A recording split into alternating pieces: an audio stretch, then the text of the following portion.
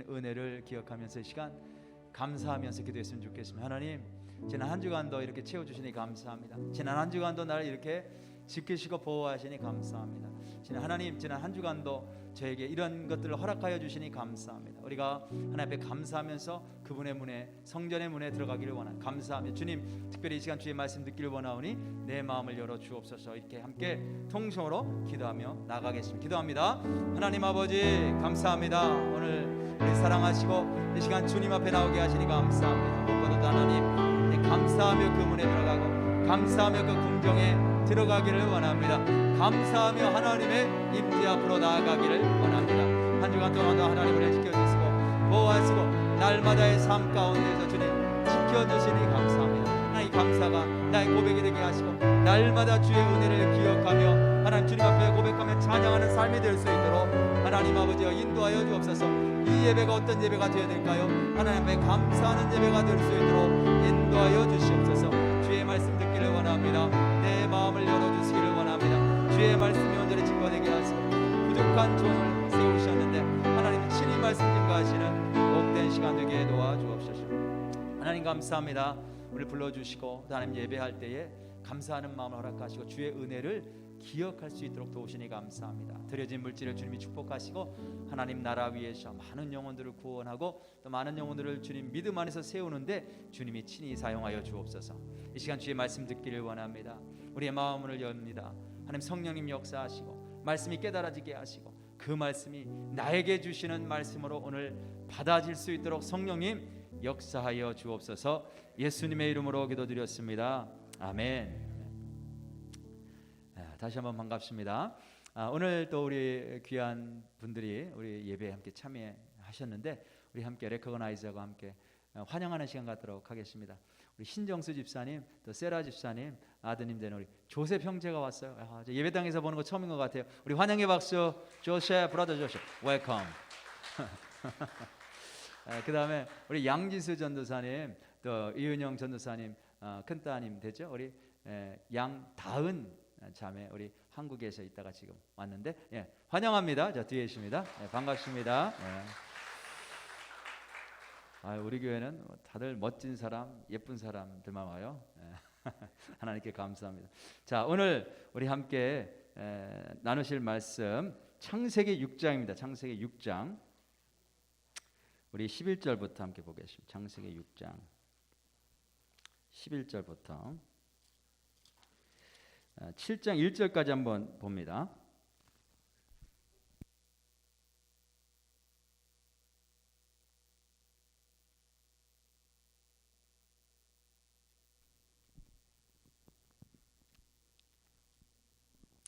창세기 6장 우리 11절부터 제가 한 절 읽고 우리 성도님 읽으시고 그렇게 교독합니다.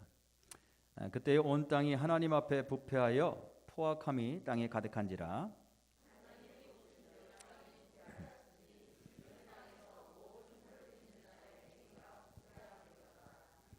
하나님이 노아에게 이르시되 모든 혈육 있는 자의 포악함이 땅에 가득하므로 그 끝날이 내 앞에 이르렀으니 내가 그들을 땅과 함께 멸하리라.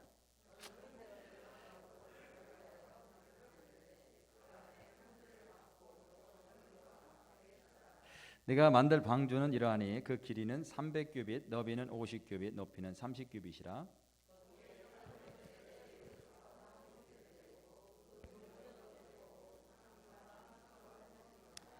내가 홍수를 땅에 일으켜 무릇 생명의 기운이 있는 모든 육체를 천하에서 멸절하리니 땅에 있는 것들이 다 죽으리라.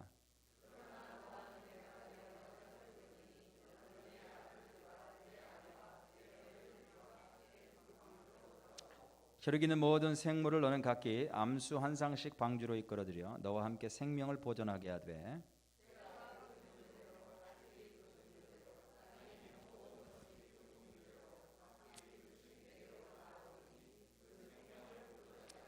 너는 먹을 모든 양식을 네개로 가져다가 저축하라. 이것이 너와 그들의 먹을 것이 되리라.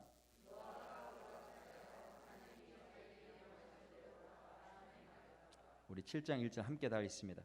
여호와께서 노아에게 이르시되 너와 네 온 집은 방주로 들어가라.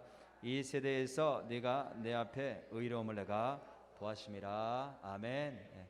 앉으시겠습니다. 우리가 말씀을 들으면서 좀 재밌는 걸 하나를 제가 보여드리려고 그래요. 재밌는 게 뭐냐? 하나님 말씀 재밌습니다. 하나님 말씀. 하나님 말씀 얼마나 재밌는지 제가 보여드릴게요. 오늘 내용은 홍수에 대한 내용이죠. 홍수. 홍수. 노아 홍수 이야기. 너무나 잘 알죠. 교회 안 다니시는 사람들도 잘 아는 이야기. 노아 홍수 이야기. 오늘 본문에 보면 우리가 창세기를 지금 읽고 있는데 창세기 가운데 가장 긴 하나님의 말씀, 지금까지 말씀 가운데 가장 긴 하나님의 말씀이 나와요.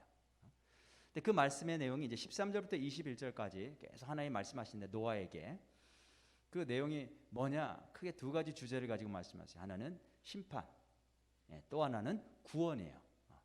심판과 구원에 대한 내용을 말씀하시는데 제가 한 절 한 절 우리가 한번 볼 때에 이게 심판에 대한 내용인가?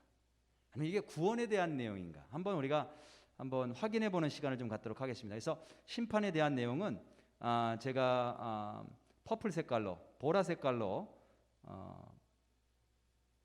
색칠을 하고 구원에 대한 내용은 제가 그린, 녹색으로 한번 표시를 해볼게요. 제가 한번 읽어보겠습니다. 글자가 좀 작아서 여러분들 화면으로는 보이기 어려우실 거예요. 그러니까 여러분들은 성경책을 보세요. 성경책 보시면서 13절 하나님이 노아에게 이르시되 모든 혈육 있는 자의 포악함이 땅에 가득하므로 그 끝날이 내 앞에 이르렀으니 내가 그들을 땅과 함께 멸하리라. 자, 이 내용은 심판에 대한 내용이에요. 구원에 대한 내용이에요. 심판에 대한 내용. 너무 잘하십니다. 그래서 이렇게 보라 색깔로 이렇게 칠했습니다. 보라 색깔로. 자, 그다음에 14절부터 16절까지는 같은 주제예요. 자, 이건 어떤 주제인가 한번 생각해 보세요. 너는 고페로 나무로 너를 위하여 방주를 만들되 그 안에 칸들을 막고 역청을 그 안팎에 칠하라. 네가 만들 방주는 이러하니 그 길이는 300규빗, 너비는 50규빗, 높이는 30규빗이라. 거기에 창을 내되 위에서부터 한 규빗에 내고 그 문은 옆으로 내고 상중하 3층으로 할지니라. 자, 이거는 심판에 대한 내용일까요? 구원에 대한 내용일까요? 이건 구원에 대한 내용이에요. 너무 잘 아십니다. 역시 우리 성도님들은 예쁘고 잘생긴 분들만 오시는 게 아니라 똑똑한 분들도 오시는구나 라는 것을 알 수가 있어요. 자, 여기 그린으로 제가 칠할게요. 그린으로 이렇게. 자, 그 다음에 이제 17절 한번 보겠습니다. 제가 읽어볼게요. 내가 홍수를 땅에 일으켜 무릇 생명의 기운이 있는 모든 육체를 천하에서 멸절하리니 땅에 있는 것들이 다 죽으리라. 자, 이거는 심판이에요? 아니면 구원이에요? 이거는 심판이죠. 심판. 그래서 제가 다시 퍼플 색깔로 이렇게 보라 색깔로 하겠습니다. 7절. 자, 그 다음에 18절부터 21절까지 또 한 주제예요. 어떤가 한번 보세요. 그러나 너와는 내가 내 언약을 세우리니 너는 내 아들들과 내 아내와 내 며느리들과 함께 그 방주로 들어가고 혈육 있는 모든 생물을 너는 각기 암수 한 쌍씩 방주로 이끌어들여 너와 함께 생명을 보존하게 하되 새가 그 종류대로 가축이 종류대로 땅에 기는 모든 것이 그 종류대로 각기 둘씩 네 개로 나오리니 그 생명을 보존하게 하라. 너는 먹을 모든 양식을 네 개로 가져다가 저축하라. 이것이 너와 그들의 먹을 것이 되리라. 자, 이거는 뭐죠? 구원에 대한 내용이에요. 구원에 대한 내용. 구원에 대한 내용. 그래서 제가 다시 그린으로 이렇게 칠해 보겠습니다. 자, 그린으로 칠해 볼게요. 자, 제가 한번 여쭤볼게요. 질문해 볼게요. 자, 여기 보니까 심판에 대한 내용이 많아요? 구원에 대한 내용이 많아요? 구원에 대한 내용이 많아요. 보니까 색깔로 분명하게 볼 수가 있죠? 퍼플 색깔은 2절. 그죠? 그린 색깔은 총 7절. 그래서 이거를 영어로 다미넌트라고 하거든요. 구원에 대한 내용이 훨씬 많아요. 3배 이상 많다면 3배 이상. 그래서 우리가 노아 홍수 이야기 그러면 우리가 보통 어떤 이야기를 생각하냐면 하나님이 홍수로 세상을 심판한 이야기 그렇게 알고 있어요. 그렇죠? 안 그래요? 아무것도 모르고 계셨어요? 노아 홍수 이야기 그러면 하나님이 홍수로 세상을 심판한 심판의 이야기로 알고 있어요. 그런데 하나님이 노아에게 말씀하신 내용을 보니까 이게 심판에 대한 내용이에요?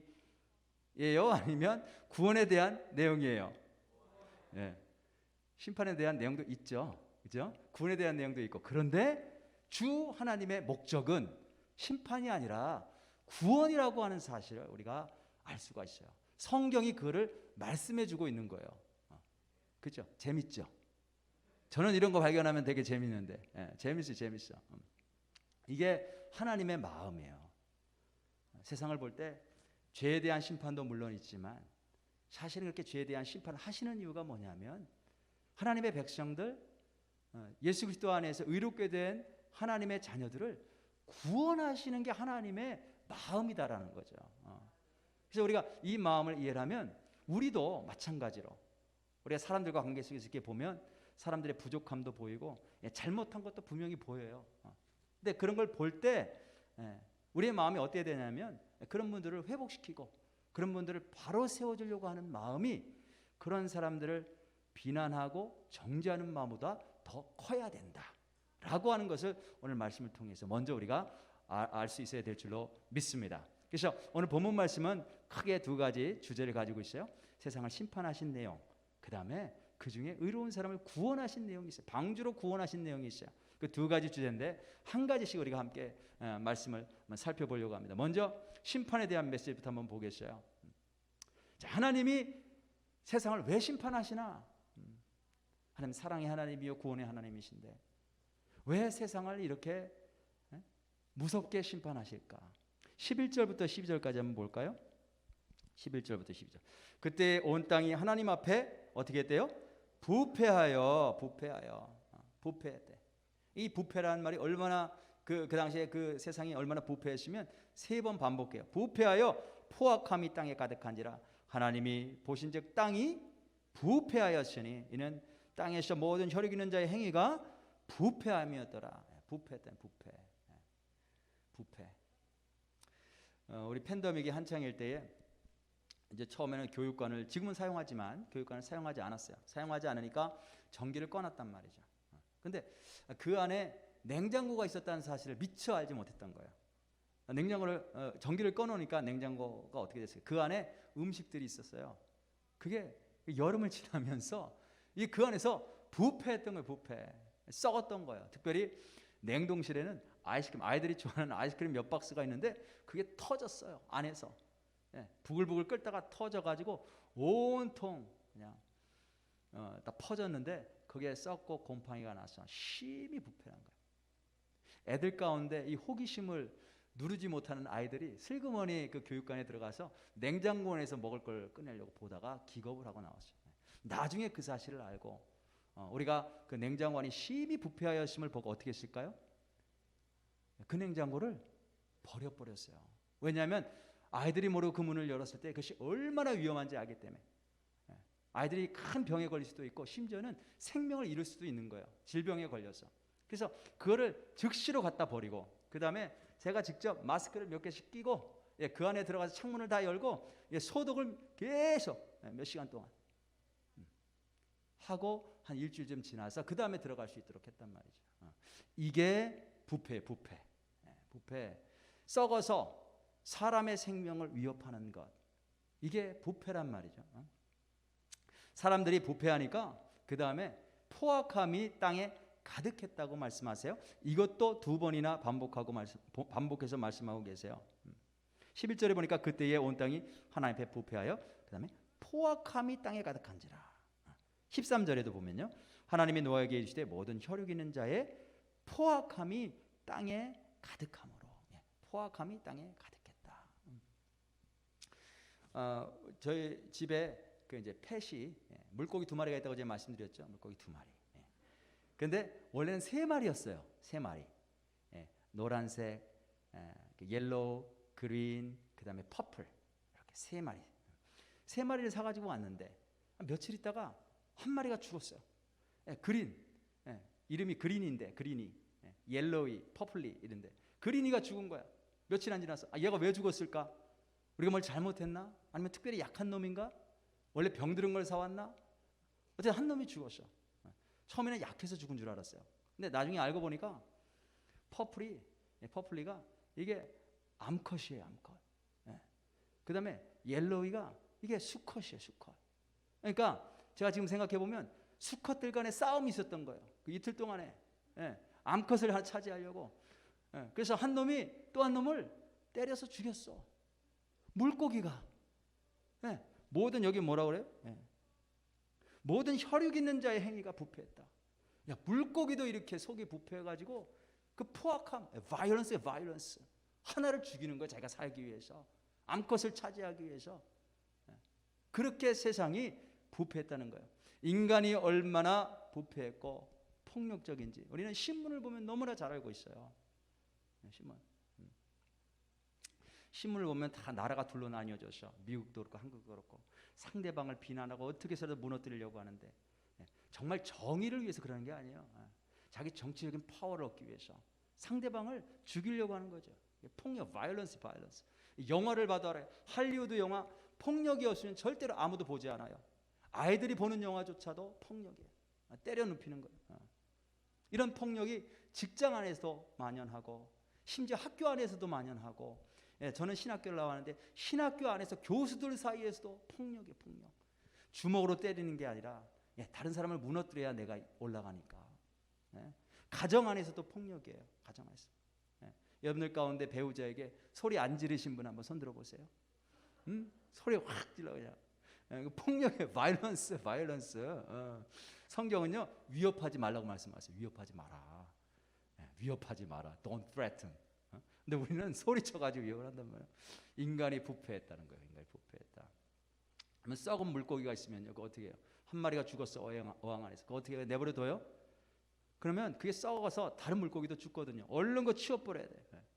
냉장고 안이 심하게 부패됐으면 어떻게 해야 돼요? 빨리 갖다 버려야 되는 거예요. 안 그러면 살아있는 사람이 위험해. 치명적인 거예요. 그래서 우리 인간이 그렇게 부패했다는 거죠. 그렇게 부패했다. corrupted. 그래서 그것을 하나님은 깨끗이 하시는데, 그것을 깨끗하게 치우시는데 그것을 심판이라고 성경에서 부르는 거예요. 부패했기 때문에 내버려두면 살아있는 것도 온전한 것도 영향을 받기 때문에 그것을 치워버리는 것. 그래서 심판은 필연적인 거예요. 그걸 심판이라고 부른다. 자, 그러면 언제 심판이 있는가? 여기 본문에 보니까 심판의 임박성을 말하고 있어요. 먼 훗날이 있는 게 아니라 이게 지금 오고 있다 이렇게 말씀해요. 지금 오고 있다. 13절 한번 보겠습니다. 13절. 하나님이 노아에게 이르시되 모든 혈육있는 자의 포악함이 땅에 가득하므로 내가 그 끝날이 내 앞에 이르렀으니 내가 그들을 땅과 함께 멸하리라. 이렇게. 땅과 함께 멸하리라. I'm going to put an end to all people. 영어로 보면 내가 지금 그를 끝낼 거야. 끝내려고 하고 있어. It's coming 이런 뜻이에요. 이런 뜻. 히브리어로는 분사인데 파리스폴 분사인데 지금 임하고 있는 것을 말씀하고 있어요. 17절도 우리 심판에 대한 내용 또 한 구절 있죠. 17절도 한번 이렇게 보시면 내가 홍수를 땅에 일으켜. 홍수를 땅에 일으켜. I'm going to bring flood waters on the earth. 영어로 보면 지금 내가 홍수를 지금 일으키고 있어. 가져오고 있다. 그래서 지금 임박한 그런 심판을 성경이 말씀하고 있어요. 지금 오고 있다는 심판이. 그런데 노아 시대의 사람들이 그걸 알았어요, 몰랐어요? 그건 몰랐어요. 그걸 봤어요, 못 봤어요? 못 봤어요. 세상이 전혀 멸망할 것처럼 보이지 않아요. 멀쩡하거든요. 오늘도 멀쩡하고 내일도 멀쩡할 거야.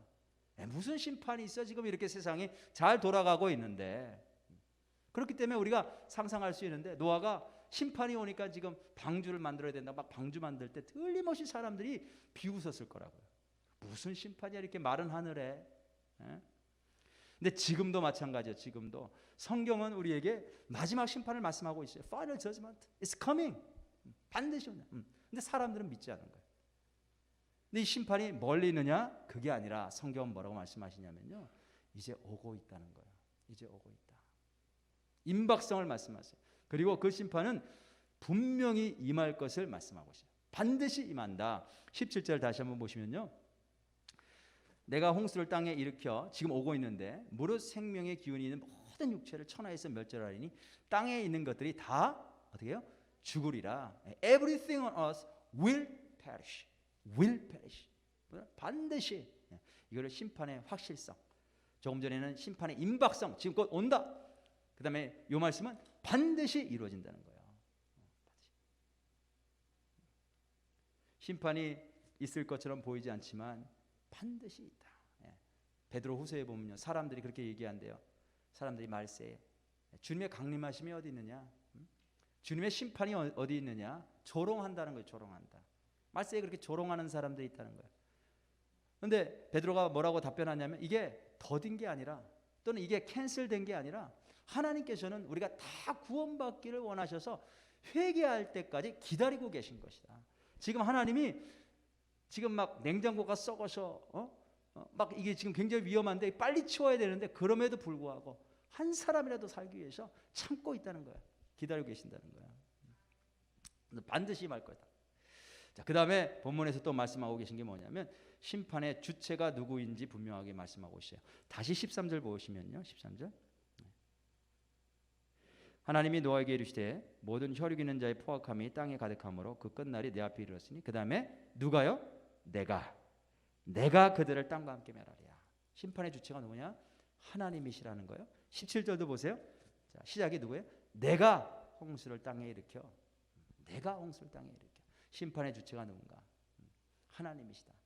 하나님께서 이 심판의 주가 되시는데 심판을 하시기 전에 이 하나님께서 노아에게 미리 말씀하셨어요. 미리. 우리에게도 심판이 있기 전에 하나님이 우리에게 미리 말씀하세요. 우리 어떤 일이 있을 때 하나님 반드시 미리 경고하시는 분이세요. 히브리서 9장 27절 여러분들이 너무나 잘 아시는 말씀인데 한 번 죽는 것은 사람에게 정해진 것이요 그 후에는 심판이 있으리니. 우리가 하나님을 믿을 때 하나님은 사랑의 하나님이시죠. 그걸 믿어야 돼요. 사랑의 하나님, 우리 사랑하시는 분, 그리고 그분이 주시는 평안 속에서 그분이 주시는 축복을 누리면서 살아야 돼요. 마땅합니다.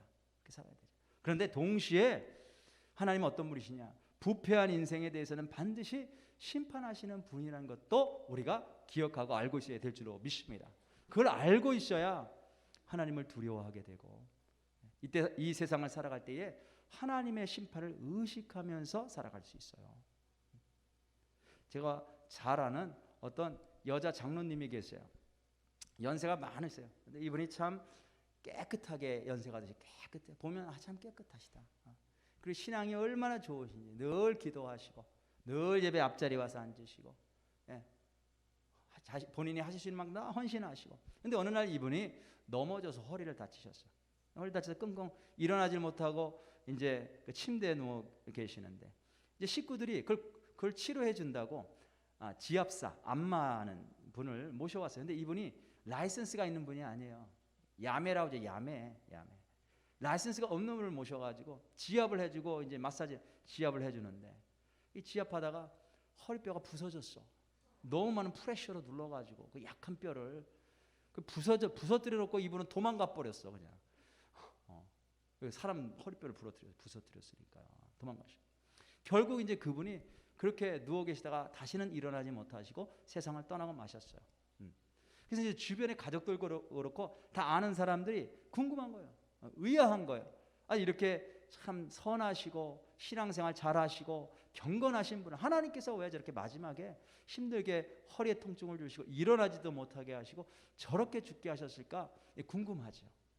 근데 얘기를 들어보니까 이분이 뭐라고 말씀하시냐면 본인이 누워서 할 수 있는 게 아무것도 없더래요. 누워 있어 보니까 할 수 있는 게 아무것도 없어서 그냥 목사님도 설교를 들었대. 목사님 설교. 그런데 희한하게도 그 설교 가운데 목사님들이 뭘 얘기를 하냐면 회개하라. 회개하라.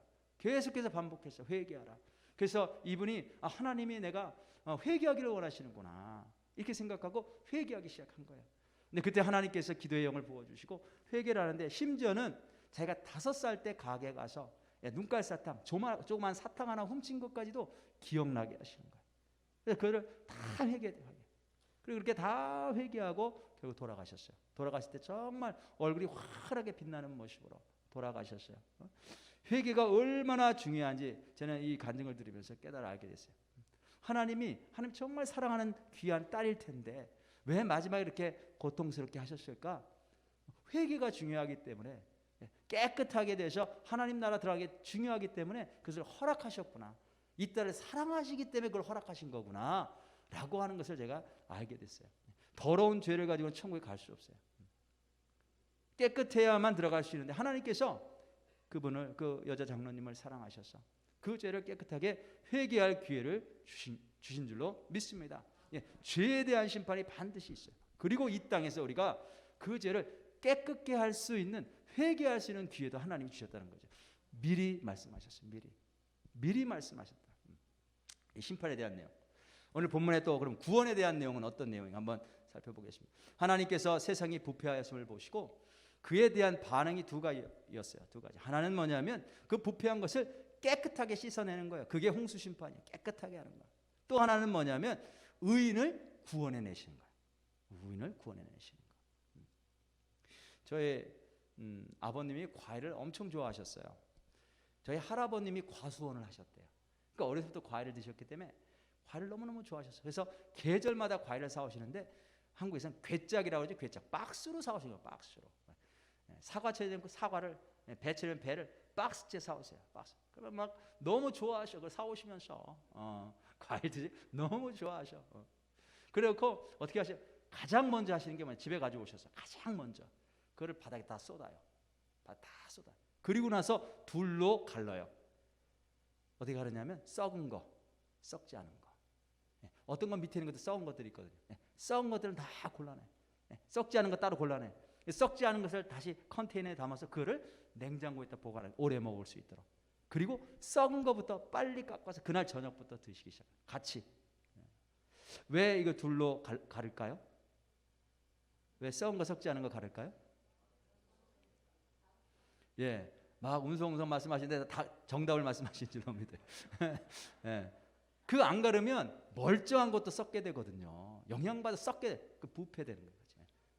그래서 깨끗한 거를 보존하기 위해서 그걸 먼저 가르고 그걸 먼저 냉장고에다 보관하는 거예요. 그 썩은 건 빨리 먹어야 돼. 왜냐하면 그게 진전이 되니까 썩은 게 더 썩지 않도록 빨리 먹어. 그래서 하나님께서 홍수로 심판하실 때 다시 한번 말씀드립니다. 그 주 목적이 뭐냐면 심판하시는 게 목적이 아니고 썩은 거 걸여내서 버리는 게 그게 목적이 아니고요. 생생한 거, 깨끗한 거 보존하시는 게 목적이랍니다. 그러기 위해서 갈라냈어요. 오늘 이 구원에 대해서 세 가지 말씀하고 계신 첫 번째, 하나님이 노아를 구원하실 때에 노아가 구원받을 수 있는 방법을 아주 자세하게 말씀하셨다는 걸 알 수 있어요. 어떻게 구원받을 수 있지? 자세하게 말씀하셨다. 이제 홍수가 임해서 세상이 심판받을 텐데 거기서 구원받으려면 방주가 필요하다. 이렇게 말씀합니다. 방주가. 14절부터 16절까지 한번 보겠습니다. 14절부터 16절. 너는 고페르 나무로 너를 위하여 방주를 만들되 그 안에 칸들을 막고 역청을 그 안팎에 칠하라.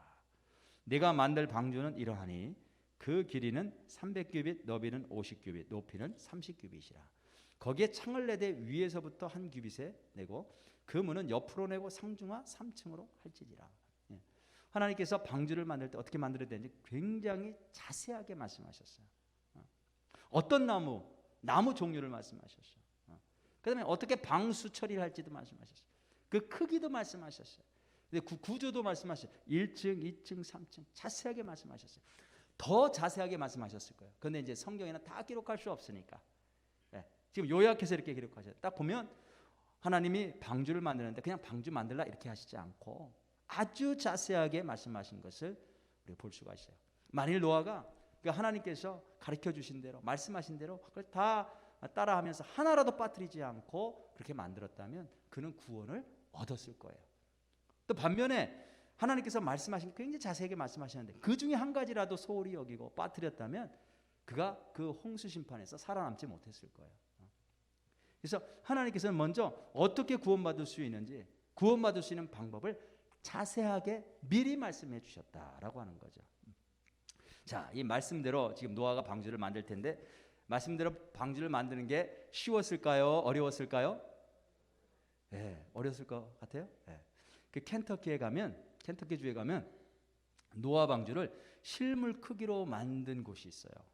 그래서 지금 뭐 관광객들이 거의 매일 아주 굉장히 많은 사람들이 거기를 방문합니다. 이제 저도 한 번인가 두 번 이렇게 가봤는데 어마어마하게 커요. 어마어마하게 크다. 거기 들어가 보니까 방주 안에 각 종류의 동물들을 어떻게 나열하고 어떻게 우리 안에 보관했을까, 관리했을까 이런 것들. 물론 이제 추측이죠, 추측. 그다음에 날마다 음식을 어떻게 그들에게 나눠줬을까? 그런 시설들. 그다음에 그들이 이렇게 배설물이 날마다 있을 거 아니에요? 그 배설물은 날마다 어떻게 처리했을까? 보니까 방주 바깥으로 이렇게 빠져나가도록, 그 오물들이 바깥으로 나가도록 그렇게. 그다음에 날마다 마실 물은 또 어떻게 공급했을까? 빗물을 받아가지고 그 빗물이 식수로 전환돼서 마실 수 있도록 이런 것들을 나름대로 추측해서 하는데 1층, 2층, 3층 얼마나 큰지요? 거기 1층부터 쫙 그냥 지나가면서 보는데 중간중간 여러 번을 쉬어야 돼요. 한번 다 보려면. 그리고 다 보고 나면 피곤해. 몸이 피곤해가지고 옆에는 그 이제 카페테리아 가가지고 또 햄버거 사 먹어야 되고 그렇게 돼 있어요. 다 알아. 피곤할 걸 알고 옆에 음식점까지 이렇게 다 돼 있어. 그러니까 야 이게 노아가 이 거대한 방주를 만든다고 했을 때 이게 결코 쉽지 않았을 것이다. 그냥 돌아다니기도 힘든데 만들기 쉽지 않았을 것이다. 근데 동시에 한편으로는 굉장히 쉬웠을 것이다. 저는 이렇게 생각해요. 굉장히 쉬웠을 것이다. 왜 쉬웠을까? 그냥 하나님이 말씀하신 대로 하면 되는 거예요. 그냥 시키시는 대로 하면 되기 때문에 그래요. 하나님은 노아가 구원받을 수 있도록 필요한 모든 것을 자세하게 다 설명해 주셨어요. 하나님은 우리가 이 땅에서 하나님의 마지막 심판을 면하며 어떻게 살아야 될지를 자세하게 다 말씀해 주셨어요. 이웃과의 관계는 어떻게 맺어야 되는가? 남편과 아내와의 관계는 어떠해야 되는가? 잠자리까지 말씀하셨죠? 잠자리까지. 자녀들은 어떻게 대해야 되고 부모들은 어떻게 대해야 되고 이웃은 어떻게 대해야 되는가? 우리의 돈은 어떻게 사용해야 되는가? 우리에게 주신 재능은 어떻게 사용해야 되는가? 우리에게 사명을 주시고 인생의 목적을 주셨는데 그것에 대해서는 우리가 어떻게 해야 되는가? 너무너무 자세하게 다 말씀해 주셨어요. 근데 이것을 따르지 않고 세상 사람들이 살아가는 삶의 스타일이 있거든요. 라이프 스타일. 세상 사람들이 살아가는 삶의 스타일을 따라가면 우리는 반드시 망하게 되어 있어요. 심판받게 되어 있다. 근데 말씀대로 살아가면 혹 세상에서는 실패할 수 있어요. 하지만 반드시 구원받는다. 하나님 말씀이에요. 반드시 구원받는다. 그래서 하나님께서 미리 자세하게 구원받을 수 있는 방법을 다 말씀해 주셨다. 우리에게도 마찬가지. 내가 어떻게 구원받는가 다 말씀해 주셨어요. 두 번째, 구원에 대해서 두 번째 오늘 본문에 가르쳐 주시는 내용은 노아 한 사람이 중요했다는 거예요. 한 사람. 노아 한 사람 때문에 노아만 구원받은 것이 아니라 온 가족이 구원받았고 다른 동물들도 구원받았다는 것을 말씀해 주고 있어요. 17절부터 20절까지 한번 보겠습니다. 18절부터입니다. 18절부터. 그러나 너와는 내가 내 언약을 세우리니 너는 네 아들들과 너뿐만이 아니라 아들들과 네 아내와 네 며느리들과 함께 그 방주로 들어가고 혈육이는 모든 생물들을 너는 각기 암수 한 쌍씩 방주로 이끌어들여 너와 함께 생명을 보존하게 하되 새가 그 종류대로 가축이 그 종류대로 땅에 기는 모든 것이 그 종류대로 각기 둘씩 내게로 나오리니 그 생명을 보존하게 하라. 너는 먹을 모든 양식을 내게로 가져다가 저축하라. 이것이 너와 그들의 먹을 것이 되리라. 노아 한 사람이 얼마나 중요한지. 노아 한 사람이 하나님 앞에 믿음으로 바로 서니까 그 가족과 그 주변까지도 하나님의 은혜가 임하더라는 거죠. 그래서 구원받을 수 있게 되더라. 방주 안에서 1년 동안 먹을 양식조차도 노아를 통해서 다 공급받는 거예요. 한 사람이 기도하는 사람이 있고 한 사람이 하나님 앞에 바른 믿음이 있으면 그 사람을 통해서 가족들께 필요한 것들이 공급받게 되어 있어요. 그러니까 한 사람이 중요해요. 한 사람. 예수 그리스도 한 사람으로 인해서 모든 인류가 구원받을 수 있는 기회를 얻게 된 줄로 믿습니다. 누구든지 그 예수 안에만 있으면 그 사람이 어떤 사람이든 어떠한 삶을 살았든지 간에 상관없이 다 구원받게 되어 있다는 거예요. 한 사람이 중요하다. 그 바울과 실라가 빌립보 감옥에 갇혔을 때에 이제 지진이 일어나고 감옥 문이 열렸잖아요. 간수장이 두려워서 자결하려다가 바울이 말리니까 바울에게 뭐라고 물어보냐면 선생님이요, 내가 어떻게 해야 구원받을 수 있습니까? 그때 바울이요, 주 예수를 믿으라. 그리하면 너와 내 온 집이 구원을 받으리라. 너만 구원받는 것이 아니라 너를 통해서 네가 하나님 앞에 온전히 쓰면 너의 영향을 받고 다른 가족들까지도 주님 앞으로 인도함을 받게 될 것이다라고 하는 약속의 말씀입니다. 이 말씀을 우리가 믿으실 수 있길 바랍니다. 우리 가족들 아직 믿지 않고 있는 가족들이 있어요. 많이 기도했고 전도도 하는데 움직이지도 않아요. 그런데 하나님께서 틀림없이 약속하셨어요. 노아 한 사람이 바로 서니까 그 사람 통해서 다른 사람까지도 구원해 주실 것이라는 것을 말씀하고 계십니다. 그래서 예수님만 믿으면, 예수님 한 사람 참 중요하죠. 주 예수를 믿어라. 예수님이 중요해요. 누구든지 예수님 안에 있으면 구원받으니까. 그 다음에 나 한 사람이 또 중요하다는 것도 말씀하세요. 너와 내 온 집이 구원을 받으리라. 내가 믿으면 온 가족까지도 주님 앞으로 인도받을 수 있다는 것을 우리가 함께 믿으시길 바라겠고요. 그게 하나님의 계획이구나 라는 것을 이해하실 수 있길 바랍니다. 자, 마지막으로 이 내용이 사실 구원에 대해서 가장 중요한 내용인데 뭐냐면 노아가 순종을 통해서 구원받았다는 거예요. 순종을 통해서 구원받았다. 자, 우리가 해야 될 질문은 뭐냐면 오늘 본문을 보면서 왜 하나님께서 노아는 구원하셨는가라는 거죠. 세상 모든 사람들이 부패해서 다 심판받는데 오직 노아만 구원받았어요. 왜 노아만 구원받았는가? 7장 1절을 보면 이렇게 말씀하세요. 여호와께서 노아에게 이르시되 너와 내 온 집은 방주로 들어가라. 이 세대에서 내가 내 앞에 의로움을 내가 보았습니다. 왜 노아를 구원하셨어요? 노아가 하나님 보실 때에 의롭다는 거예요. 하나님 마음에 야, 내가 참 의롭다. 의롭다는 게 뭘까요? 우리가 세상에서도 의로운 사람이라는 말을 많이 써요. 의인이다 이런 말 쓰죠. 신문에도 의인이다 이런 말 종종 나오는데 보면 어떤 사람을 의인으로 가리키나 이렇게 보니까 보통 자기를 희생해서 다른 사람을 도와주거나 자기를 희생해서 다른 사람의 생명을 구원해 주는 거. 이게 의인이라고 되어 있어요.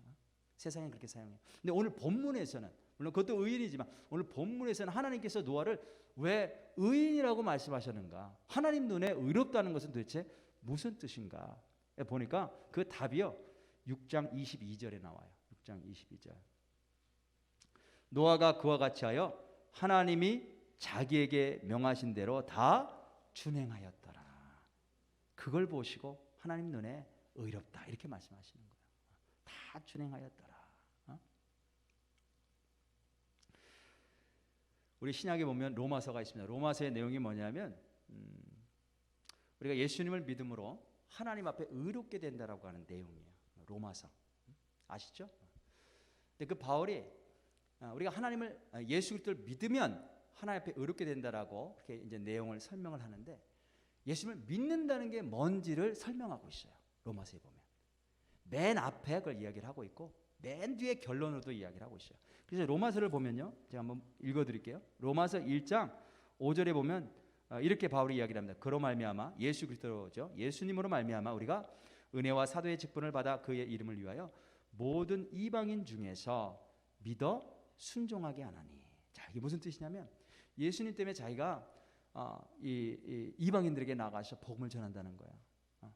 복음을 전해서 이방인들이 구원받을 수 있도록. 그런데 최종 목적이 뭐냐면 예수님을 믿고 순종하게 하려고. 순종하게 하려고.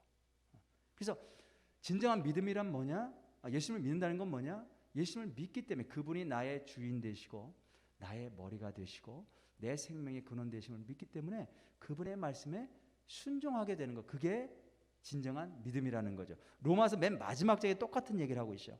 16장 26절에 보면 이렇게 말씀합니다. 이제는 나타내신 바 되었으며 영원하신 하나님의 명령을 따라 선지자들의 글로 말미암아 모든 민족이 믿어 순종하게 하시려고 알게 하신 바. 하나님이 왜 예수님을 보내주셨는가? 왜 성경 말씀을 주시고 성경대로 이루어 주셨는가? 모든 민족들이 그것을 보고 예수님 믿고 순종하게 하시려고. 그래서 우리가 예수님을 믿는다는 뜻이 뭐냐? 예수님을 믿음으로 그 말씀에 순종하는 것까지 이것이 포함된다라고 하는 사실 우리가 기억해야 될 줄로 믿습니다. 노아가 어떻게 하나님부터 의롭게 인정받았나요? 어떻게 구원받았는가? 말씀하신 대로 준행하였더라. 말씀하신 대로 준행하였더라. 예수님이 오시기 전에는 이게 안 됐어요. 근데 예수님이 오신 이후로 그 예수님을 영접한 사람은 누구나 다 예수님께서 죽기까지 하나님 말씀에 복종하신 분이기 때문에 그분의 영이 있는 사람, 예수님을 믿는 사람은 누구나 다 예수님처럼 하나님의 말씀에 순종하게 되었다라는 거죠. 그게 사실은 우리에게 주신 큰 축복이에요. 예수님을 통해 주신 가장 큰 축복이다. 여러분들 순종하기에 가장 어려운 점들이 뭐가 있어요? 사람마다 다 다른데 하나님 말씀하시는 게 있어요. 순종해야 돼. 근데 어떤 분은 그게 참 순종하기 어려워. 저 같은 경우는 이제 기도의 시간이에요. 기도의 시간, 기도의 분량. 하나님이 저에게 기도하라고 하시는데 그 분량이 있어요. 저에게 요구하시는 분량. 그래서 제가 느끼는 거예요. 오랜 세월 동안 근데 그 참 채우기가 쉽지 않아 저에게는. 근데 순종해야 되죠. 순종해야 되는 거예요. 어떤 분에게는 헌금에 대한 부담을 많이 주셨대요. 어떤 큰 금액. 근데 그걸 순종하겠다고 결단하신 분이 계셔요. 제가 아는 어떤 분은 미운 사람이 있는 거예요. 미운 사람. 근데 하나님이 뭐라 말씀하시냐면 사랑하라고 말씀하세요. 사랑하라. 근데 이 사람은 도저히 사랑할 수 있는 사람이 아니야. 순종할 수가 없어. 사랑할 수가 없어. 근데 이분이 어떻게 했냐면 순종하기 위해서 이렇게 했대요. 벽에 가서 벽을 마주보고 사랑합니다. 사랑합니다. 사랑합니다. 사랑합니다. 사랑합니다. 1000번을 외쳤대요. 순종하려고. 난 도저히 사랑이 안 되는데 하나님이 사랑하고 하시니까 순종하기 위해서 1000번을 외쳤대. 1000번을 외치니까 사랑하는 마음이 생기더래요. 하나님이 부어주시는 거죠. 저는 하나님 아버지의 입장에서 이렇게 본다고 했을 때 하나님이 어떻게 느끼셨을까를 생각해 봤어요. 얼마나 사랑스러우셨을까. 정말 사랑하기 어려운데 하나님 말씀이니까 내가 순종하기 위해서 벽을 바라보고 연습하는 거예요. 1000번을 연습하는 거예요. 사랑하는 마음을 달라고. 그걸 하나님 보실 때 얼마나 기뻐하셨을까. 여러분 정말 예수님을 믿는 사람은, 예수님의 마음에 있는 사람은 순종하는 게 편하다는 걸 깨닫습니다. 처음에 순종하기 힘들지만 순종 안 하면 고통스러워요. 내가 힘들어요. 내가 견딜 수가 없어. 근데 결국 결단하고 순종하면 자유함을 느끼는 거예요. 평안함을 느끼는 거예요. 그리고 하나님의 역사인 그 능력을 체험하는 줄로 믿습니다. 저와 여러분들이 이 땅 사는 동안에 그렇죠? 우리가 틈날 때마다 주님 나에게 회개의 영을 부어 주옵소서, 나를 깨끗게 하여 주옵소서, 나를 하나님의 자녀로 삼으시고 정말 멸망받을 수밖에 없고 심판받을 수밖에 없고 부패한 마음을 가진 나인데 하나님이 날 사랑하셔서 예수님 보내주시고 주님의 보혈로 씻음받을 수 있는 기회를 주셨는데 주님 나를 깨끗이 씻어 주옵소서. 날마다 회개하시고, 그리고 한 사람이 중요한 한 사람, 노아 한 사람이 순종했을 때, 주님의 말씀대로 준행했을 때 온 가족들이 구원받고 많은 주변의 동물들까지 구원받은 것을 보면서 주님 내가 온전히 주님 앞에 순종함으로 온전히 설 수 있도록 도와주옵소서. 이렇게 기도하시면서 나가는 복된 성도들 되시길 주님의 이름으로 축복합니다. 자, 오늘 말씀 생각하면서 주 품에 품으소서 우리 함께 찬양합니다. 다 같이 일어나셔서 함께 오늘 말씀 생각하면서 찬양하도록 하겠습니다.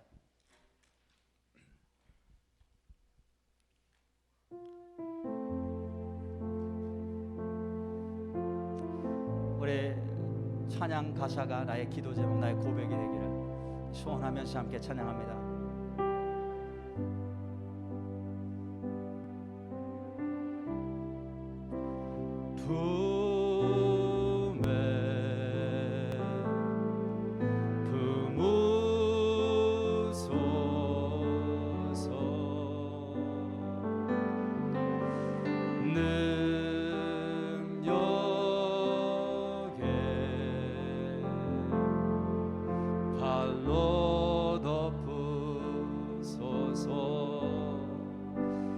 거친 파도 날 향해 와도 주와 함께 날아오르리. 폭풍 가운데 나의 영혼 잠잠하게 주보리. 다시 한번 고백합니다. 주 품에 품으소서. 주 품에 품으소서.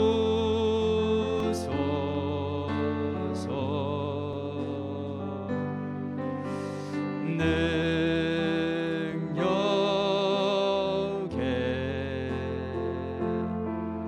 발로 덮으소서.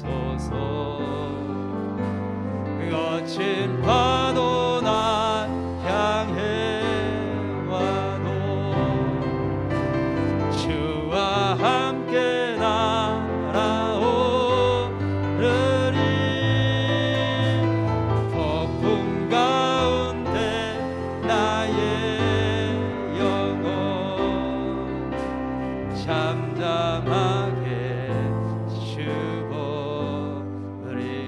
주님 안에 나 거하리. 주님 안에 나 거하리. 주 능력 나 잠잠히 믿네. 주 능력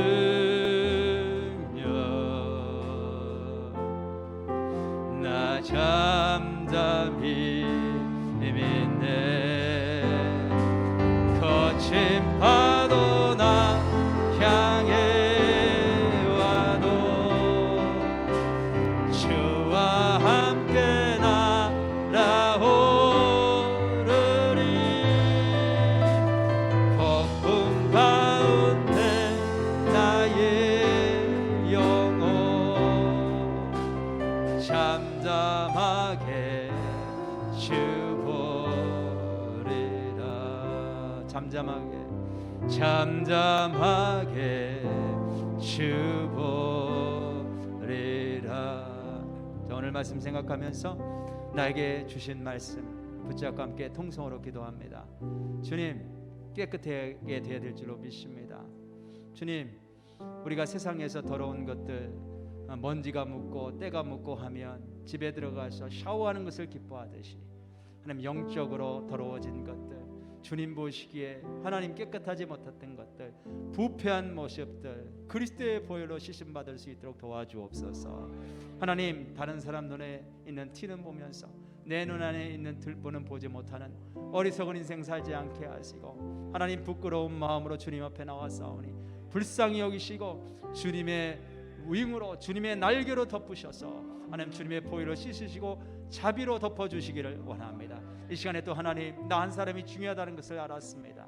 하나님, 나를 통해서 많은 영혼들, 식구들 구원하고 친구들 구원하고 주관의 영혼들 구원하시기에 나에게 먼저 구원을 허락하신 주님, 그것을 믿고 하나님, 내가 그 놀라운 주님의 계획을 이루기 위해 순종해야 될 부분 하나님 순종하면서 나갈 수 있도록 도와주옵소서. 우리 함께 나에게 주신 말씀 붙잡고 주여 크게 한번 외치고 기도합니다.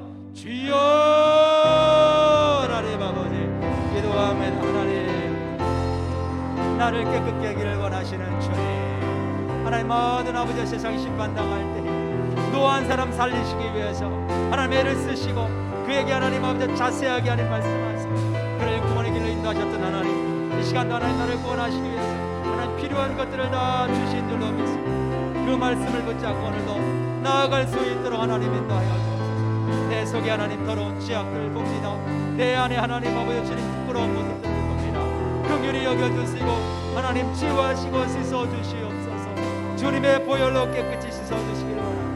성령님 역사하시기를 원합니다. 주님의 보혈로 씻어주시고 주님의 자비의 날개로 덮어주시기를 원합니다. 하나님 아버지, 또한 하나님, 나 한 사람이 중요합니다. 오늘도 하나님 주님 앞에 바로 설 수 있기를 원합니다. 하나님 아버지, 주께서 말씀하시는 거 순종하면서 나아갈 수 있도록 하나님 아버지 오늘도 축복하여 주옵소서. 구원받아야 될 많은 식구들이 있습니다. 이 식구들이 다 구원받기를, 하나님 은혜 안에서 붙들림 받기를 원합니다. 온전히 세워지기를 원합니다. 하나님 축복하시고 인도하여 주시고 부족한 종이지만 사용하여 주시옵소서. 순종하기를 원합니다. 하나님 아버지, 죽는 한이 있더라도 주의 말씀에 순종하는 것이, 그것이 살아나는 길, 그것이 구원받는 길이라는 사실을 알게 하여 주시옵소서. 하나님 감사합니다. 오늘도 당신을 사랑하고 사모하는 당신의 자녀들이 모였습니다. 오늘도 말씀을 통하여서 심판과 구원에 대한 그런 메시지를 우리에게 주셨는데, 주님의 마음은 한 사람이라도 더 구원하는 것임을 알게 하시니 감사합니다. 그 구원받을 백성 가운데 우리를 초청하시고 우리를 불러주시니 감사합니다. 나는 자격 없는 자인데 하나님께서 당신의 하나밖에 없는 가장 사랑하시는 외아들의 생명을 아끼지 않고 내어 주심으로 말미암아 나에게 새 생명을 주셨습니다. 이것을 날마다 기억하며 감사하며 주께서 주신 예수 그리스도의 생명 더럽히지 않게 하시고 하나님 날마다 회개하며 나아갈 수 있는 그런 신실한 주의 자녀 될 수 있도록 도와주옵소서. 우리 주변에 믿지 않는 가족들이 있습니다. 믿지 않는 사람들이 있으면 불쌍히 여겨주시고, 내가 주님 앞에 믿음으로 바로 서고 주의 말씀에 순종함으로 말미암아 그 영혼까지도 예수 그리스도 구원의 방주 되시는 예수님께로 이끌 수 있도록 그렇게 나를 사용하여 주옵소서. 이제는 우리 주 예수 그리스도의 은혜와 하나님 아버지의 원하신 사랑과 성령의 감동감화 역사 충만하심이 오늘도 주 앞에 나와 날 구원하신 그분의 은혜를 다시 한번 찬양하며 돌아가는 당신의 귀한 백성들 머리 위에 지금부터 영원까지 함께 하시기를 간절히 축원하옵나이다. 아멘.